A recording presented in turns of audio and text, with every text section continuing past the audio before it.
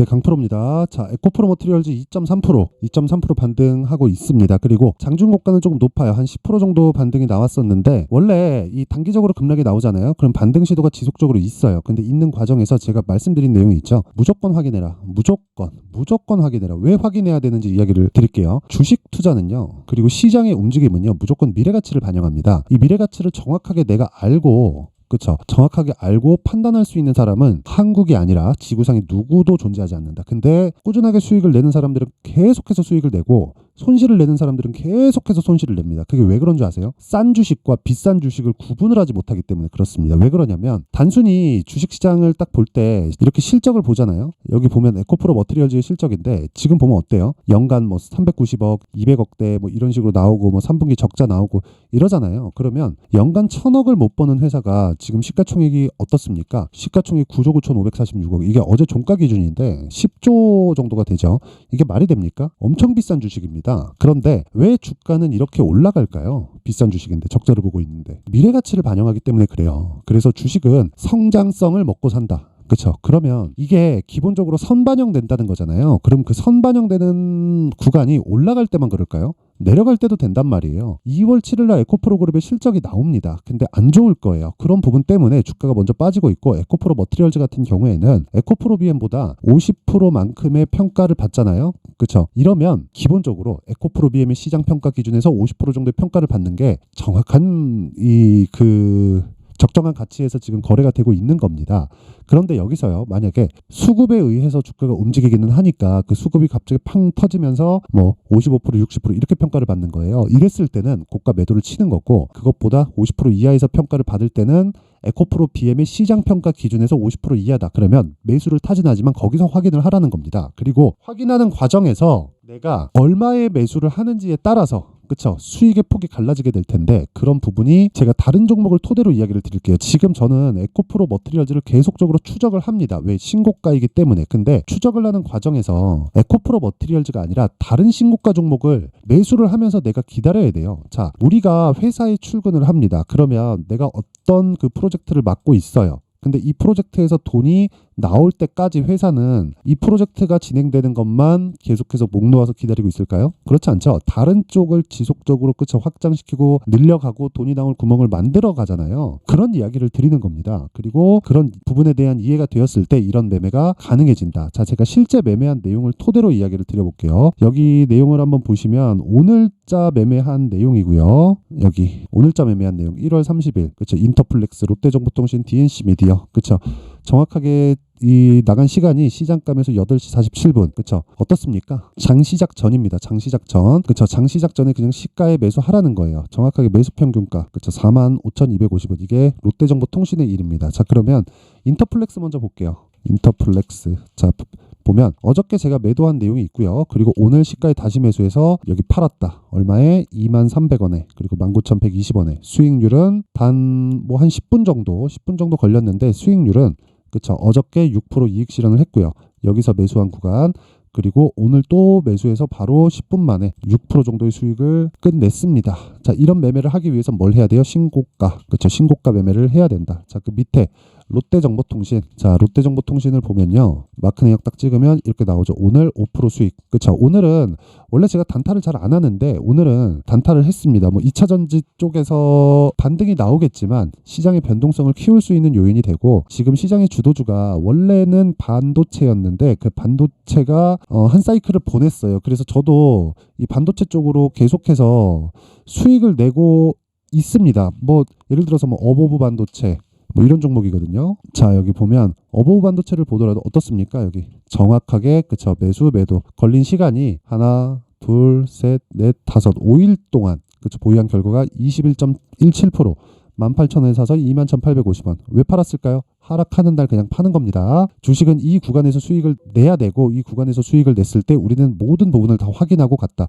저가에 제가 매수했나요? 아니에요. 근데 그렇더라도 5일 동안 몇 프로? 21%의 수익. 그렇죠. 뭐 다른 반도체들 많습니다. 뭐 가온칩스 같은 경우에도 봐도 어떻습니까? 6%, 10% 이런 식으로 수익이 계속해서 발생을 한다. 이런 구조를 만들려면 무조건 신고가에 대한 이해가 필요합니다. 자, 그리고 그 밑에 뭐 다른 종목도 있어요. 근데 뭐 하나만 더 볼까요? 예를 들어서 뭐 HLB. 자, HLB 보더라도 여기 보세요. 매수 두 번 딱 때려놓고 46,800원, 48,700원, 근데 63,100원 어저께 매도했죠. 근데 오늘 또 올라가요. 근데 이런 부분을 다 잡을 수 있을까요? 다 못 잡아요. 그렇더라도 31.9%의 수익, 며칠? 하나, 둘, 셋, 넷, 4일 동안, 그쵸? 4일 동안의 수익이 30%가 넘는다. 이런 매매를 하려면 뭐 해야 돼요? 신고가 매매를 해야 된다. 자, 그리고 밑에 롯데정보통신 한번 볼게요. 롯데정보통신. 근데 요것도 오늘 몇 프로예요? 5%. 그쵸? 분봉 봅니다. 분봉 보면 딱 마크 내역조에 딱 찍으면 시가 매수, 그쵸? 매도.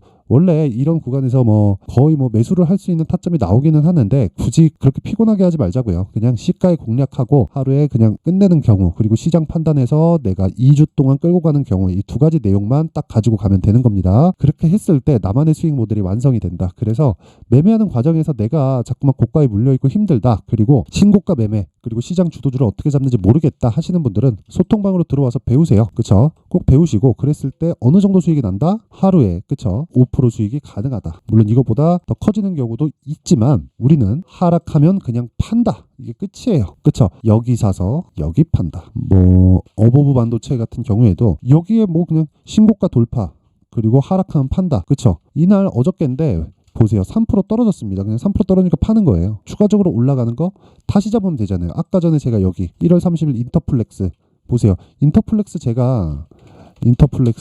그쵸? 매수, 그쵸? 어저께 매도를 하고 오늘 또 사요. 그쵸? 그리고 나서 수익 몇 프로? 지금 뭐 11% 다시 올라가긴 하는데, 이거 분봉으로도 아까 전에 보여드렸죠? 뭐 내용 보시면 그냥 여기 팔고 5% 수익 내고 빠지면 되는 겁니다. 6% 정도가 수익 발생이 됐을 거예요. 이런 매매를 하기 위해서는 진짜 신고가 매매가 필요하고, 이런 매매를 하고 싶다 하시는 분들은 소통방으로 들어오세요. 제가 2월 달에 어떻게 매매를 진행할지 강의를 합니다. 그리고 제가 그 매매한 내용을 여기 소통방에다 다 올려놓고 있으니까, 그쵸? 돈은 안 받아요. 돈은 안 받는데 입장하려면 그래도 그 채널 성장을 위해서 구독과 좋아요 꼭 좀 부탁드리고요.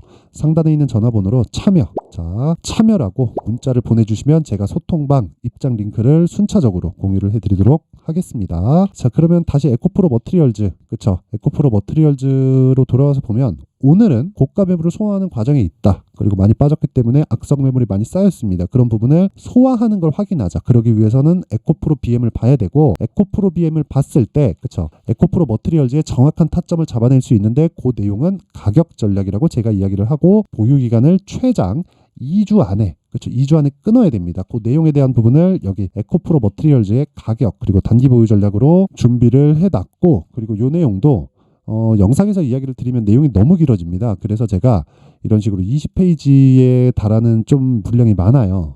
그래서 제가 이런 식으로 내용 준비를 해온 건데, 이것도 돈은 안 받지만 채널 성장을 위해서 구독과 좋아요 꼭 좀 부탁드리고요.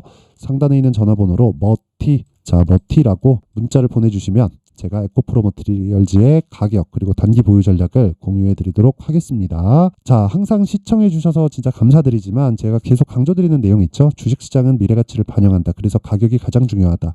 그쵸? 그래서 제가 이런 부분을 더 이해를 돕기 위해서 12월 달부터 진행을 하고 있는 신고가 주도주가 있습니다. 그 종목을 어떤 관점에서 잡는지, 그리고 앞으로 어떻게 제가 다른 종목과 연결을 시킬 건지, 그 내용에 대한 부분을 제가 상세하게 이해를 하실 수 있게 준비를 해놨으니까 영상 끝까지 시청하시고요.